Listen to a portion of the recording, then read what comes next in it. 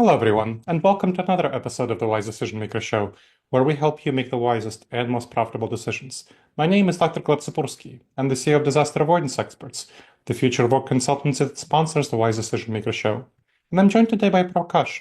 Prakash, can you please introduce yourself and share a little bit about what you do? Great, Dr. Gleb. Very nice to see you again. It's been a real pleasure to be talking to you. So I'm Prakash Arunkundrum, President of Logitech for Business. Logitech for Business essentially is a division of Logitech that makes products that gets it to customers, enterprises, large and small, on everything from video cameras to what you know Logitech for, mice and keyboards and headsets and webcams, and everything in between. If you're happen to be somewhere on the go with our other accessories and peripherals, so all of those things as part of our Logitech for Business. And I've been at Logitech now for 10 years, worn various different roles. Until recently, I was the Chief Operating Officer for Logitech. Also ran some of our operations on product development, manufacturing, supply chain, and also lead our sustainability efforts for the company and actually driving carbon reduction across our entire value chain. So that's a little bit about me, but super excited to be here, Dr. Gleb. So today we're meeting to talk about generative AI adoption. Tell me a little bit more about what Logitech is doing with generative AI internally and externally. So for yourself internally, which we'll talk about first, but also externally for your customers. Yeah, I mean, this is by and far, should I say, the most transformative time that we as a species are going through. And therefore, there's been a healthy level of questions, curiosity, and all kinds of things around innovation that has been happening within Logitech. And certainly, as for some of our products and product teams, like our video conferencing equipment, already deploy some level of machine learning. And now with advanced models, they're doing more and more with it. So the product teams have been super excited. They were excited to be able to get on GitHub as soon as it was available and do more with software and how we actually develop software. Our marketeers internally started exploring how can you make better icons? How can you make video better? How do you create some questions on how do you handle certain things when you have avatars presenting for you? So we made some policies around product images being the key focus, and how do you get pre-product images and not delve into some of the areas around people and personalities that may actually be included in videos. Our employees wanted to use latest AI tools. I personally use at least 3 or 4 different tools every day inside of our network. So we created that so we can protect our IP, but also use the best of what AI provides. And I'll say on average, our employees are super excited. As a tech company, this is the most transformative thing that's happening, and we're super excited internally. And I'll pause there. I'll talk about external maybe next in a minute, but internally, super excited. We're seeing broad adoption in operations, in marketing, or software engineering, product teams thinking about AI in the context of products. And yeah, it's a fun time to be in the midst of this. It's a fun time indeed, but of course, people do have some worries and concerns, and they have some anxieties around generative AI job displacement, displacement of roles, tasks, what it will do, ethics, AI concerns. What did you do when you met resistance, or did you meet any resistance? And if so, how did you handle some internal resistance, the change management around generative AI adoption?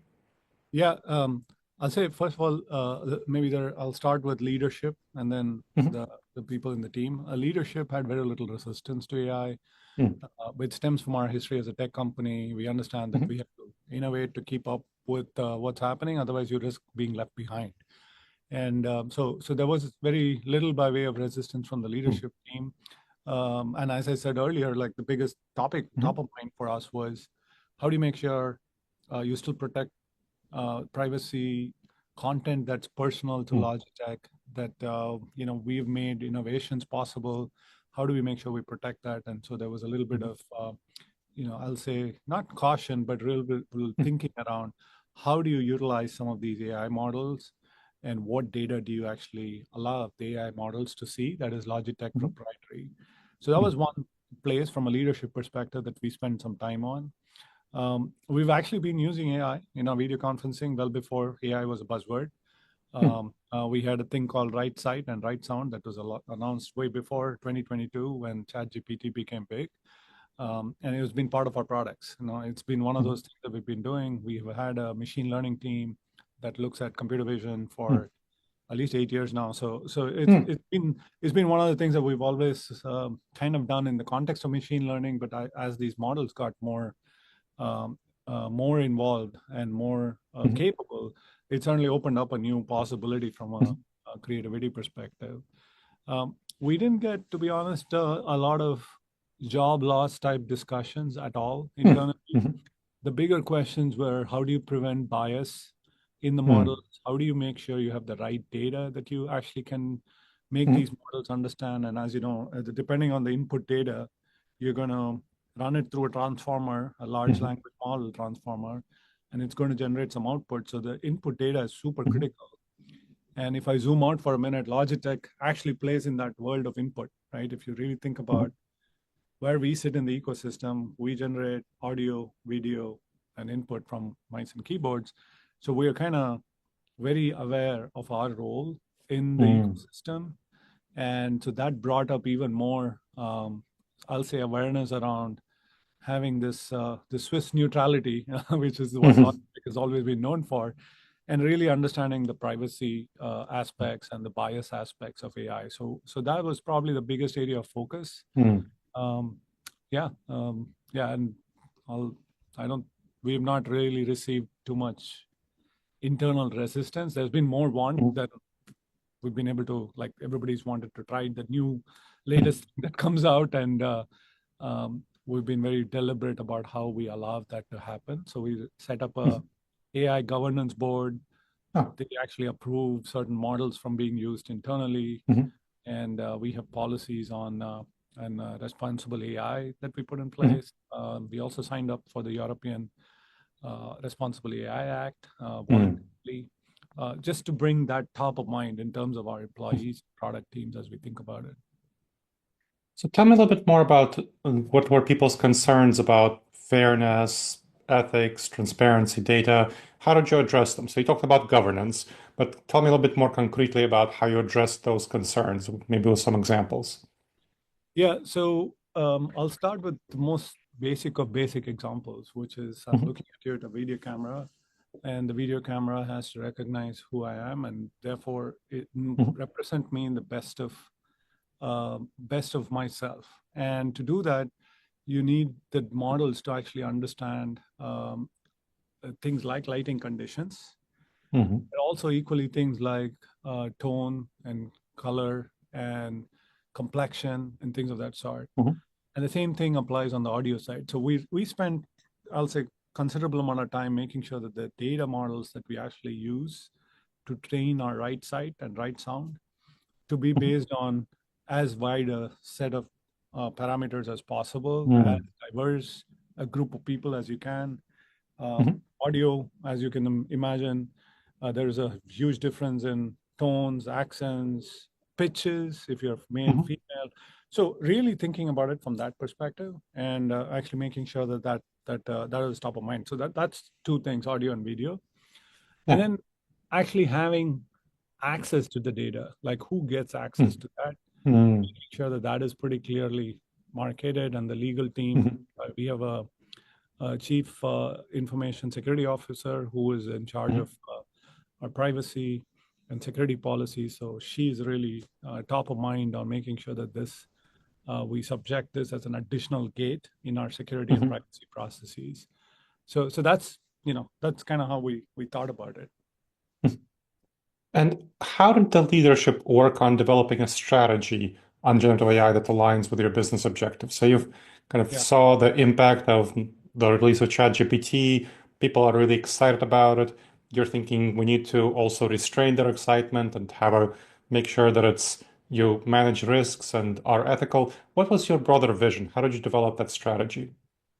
Yeah, actually, as a matter of fact, recently in our annual investor day a couple of weeks ago, we actually shared our AI strategy as part of Hmm. our formation. And it goes back to this central Hmm. theme. People want more precision, more Hmm. intent, and more smarts. And if you think about what we do as a company, we make simple, smart, and sustainable products. I mean, that has been Hmm. our core approach. If I had to distill it to three things, that's basically what we do. And the domains where we apply them is audio, video, and input.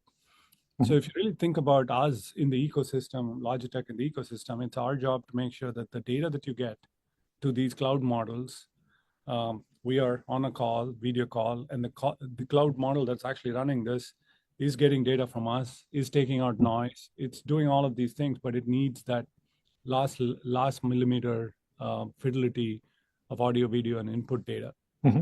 So we really defined that as our core sort of place in Hmm. the ecosystem.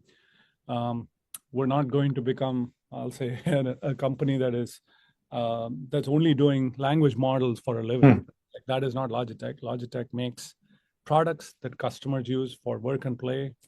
Hmm. Our mission statement is to extend human potential in work and play, which means to make the human even more capable. Hmm. And that's the second side of this AI topic that we really saw, which is how do you make us more relevant in the Hmm. context of the human? So that's so the making the human more important, Hmm. making audio, video, and inputs more important is really where we went back and re-emphasized some Hmm. of our core values. Now, of course, these are all important issues that people are concerned about. So turning to your external stakeholders, how did you address any concerns that people might feel around how's my data used, how's my video used, how's my audio used, how are my keystrokes used? How did you address concerns around that with the growing data that's being sucked in by generative AI? Yeah. So this is like the most important thing, which is the trust and credibility with customers, Hmm. especially in using AI-driven features and functions. And so I'll start with a few, right? I just mentioned AI principles. We signed up for the Responsible AI Act, which was one of the things that the European Union put in place. Hmm. Uh, that's to hold us be transparent about what we're going to Hmm. do and also be accountable, right? Like, that's the first one. Hmm. The second one, as it relates to things like private data, even before AI was a thing, I think we were, as a company, really mindful about what private information do we actually store on users' behalf. And I'll say that is almost like a separate thing. If you had AI on one end, you had privacy on the other end, Hmm. kind of like yin and yang of the world. So, you need more data to make the models better, but Yeah. you need data to be more private. So Hmm. we don't store any personal information as a Hmm. policy, and this is one of the reasons it was super easy for us to sign up for the Hmm. Responsible AI Act. We didn't have to think too much about it. So that's the first one, right? Responsible AI Act. The second one is, I think, working with the ecosystem partners, so Microsoft, Zoom, Google, Hmm. a lot of the big tech players that we connect to, really making sure that we are connecting with them with the view of what makes our part of the ecosystem like clear, like what do Hmm. they do, what do we do, how Hmm. are they protecting this information, and what role do we play. So that's the second one. So Hmm. as enterprise customers really think of, if you are using a mail server from one of the Hmm. Microsoft or Google or someone else, and you have calendar information. So these Hmm. reside with the cloud providers. We don't have access to it, but we are Hmm. making sure that the devices can provide that additional functionality Hmm. in service of Microsoft, Zoom, Google, etc. So that's the second part. Hmm. Um, yeah, yeah, Now, this is something you hinted at earlier, but I want to dive deeper into a little about biases and ethical concerns, specifically around video, where people, of course, there's a lot of concerns with generative AI not having the same level of recognition for people who are not white and for people who are minorities and having some difficulties, maybe so with audio around accents that are not mainstream white American accents. And so, how are you thinking about these bias issues in relation to your role in the ecosystem? How are you thinking about that, and what are you doing to address that? Yeah, I mean, this is a huge, as a company, I'll say, we've really focused on sustainable practices for Mhm, a really long time. We know that we exist in the context of an ecosystem, and mhm, we exist in the context, even if you think about it from a sustainability perspective, in the context of suppliers and customers and partners. mhm, So the first thing I'll say that has been top of mind for us is to clarify our own position, right? mhm, Where are we? What is important for us? What does bias look like? And what do we stand for? And that's best shown in the kind of people we bring. You'll see us talk about like the kind of environment and equality rules that we have as mhm, a core value. If you read our sustainability impact report, that probably comes through, which is that we really want to make sure that we are paying attention to that. So it starts from that mhm, place, which is sustainable mhm, practices. Um, if you have sustainable practices, you get to start to talk about fairness and equity, mhm, right? So mhm, that's the first framing of this question. The second framing of this question is how do you make sure you have the right safeguards in place to mhm, understand who and what data is actually used to train these models? mhm, So we at least have, as we say, a creator and a reviewer, two roles, mhm, somebody who creates a mhm, model, somebody who creates the data, and a reviewer who's not the same person actually uh, reviewing what the data is and who is being used. So that's a very it's one of those product development philosophies that as a hardware company we've had forever. mm, Because you make a hardware product, you have to make sure you have quality criteria. So mhm, it's like very natural to Logitech that you have hardware and you have quality. You need to make that really, really important. So that's I'll say, Dr. Gleb, that's really the two things that we've really at their core mm, sense, sustainable practices and making sure we are very mindful of who gets access to the data and we're asking the mhm, questions of is this complete and comprehensive. And look, there's a lot of cases that we'll have to um, still do as a society mm, to handle reducing bias. I mean, yeah. I can assure you that, right? Like there is more and more to do here. It's not we're by no means perfect. I would not tell you we're perfect yet. We have work to do, and but Mhm, at the same time, understanding that we have work to do is perhaps the most important thing to actually acknowledge upfront. mhm, And we've tried to do that quite a bit. So yeah. mhm. Excellent. Is there anything else that I haven't asked you that you would like to share about what Logitech is doing around generative AI as we finish up? Yeah, but maybe it's useful to kind of talk about just what is Logitech's like products and how do they intersect Mhm. AI, just for your users to kind Yeah. of put that in their minds. So when you think about video bars, I'll start with that, and then I'll give you some other examples. What we do to our video bars, we have a product called Logitech Sight, which is essentially think of it as a bar in the front of the room connected to a center of the room camera, Mhm, and we can now connect two center of the room cameras. So there are six cameras and six plus microphones, actually 12 microphones, listening and viewing and bringing, as I call it, a little bit of Silicon Valley in terms of who should you frame, when should you frame, how do you do mm, mhm, machine mhm, learning, and a little bit of Hollywood on if I'm a movie director, I frame you and then I release mhm, the frame. I go and frame this other person.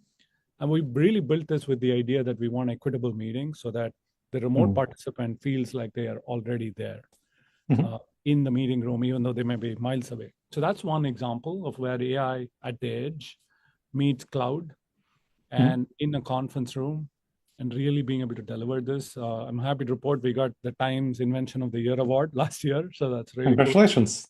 That's Yeah, no, awesome. thank you. That was really good. So that's one example. The second one, which is a very practical one as well, is we have a two-way AI headset. So what that means is our headset has algorithms in it that Mhm, will not only cancel noise on my side, but it'll also cancel noise on your side by mhm, actually filtering out only the stream, the wavelength of mhm, sound that actually emanates from human voices. So it'll cut out all other sounds that is not yours. And mhm, so that's another example of an edge-based AI technology that's I'll say as harmless can be, because we are really not recognizing you, but recognizing frequency ranges of people's voices, and then being able to apply smarts at the edge to be able to compute and do the different things. And the last example I'll give you is mice and keyboards. We have the ability in mice and keyboards now to really allow you to quickly launch your favorite AI tool in context. You can paraphrase your documents you're working on, really quickly do that. And recently we came out with a new thing with our Streamlabs capability on the gaming side, which is using agentic AI. So when you're playing a game and doing one of those games where if you game a lot, you want a sidekick to help you play better. So we have an agent now that will be your sidekick that will tell you, hey, somebody's coming from that right side. You may want to turn to the right and look at it. And if you played a first-person shooter game or something like that, it'll tell you how accurate your plan was, like what can you do to improve, almost like a coach that's living with you through the game. So a very cool, exciting things coming out on the product side. And that's kind of the role that we see ourselves really augmenting human workflows, which are human-centric. And as I say, our goal is to make technology just disappear and fade away into the background, that you don't know it exists. It just works, and it's like magic. So that's the goal. Excellent. Well, thank you so much for sharing your expertise, Prakash. This was super helpful. Thank you. Thank you, Dr. Gleb. And thank you to the audience for checking out another episode of the Wise Decision Maker Show. Please make sure to subscribe wherever you checked out the show and leave a review. It helps other people discover the show, helps us improve the show. And if you have any questions, email me at gleb@disasteravoidanceexperts.com.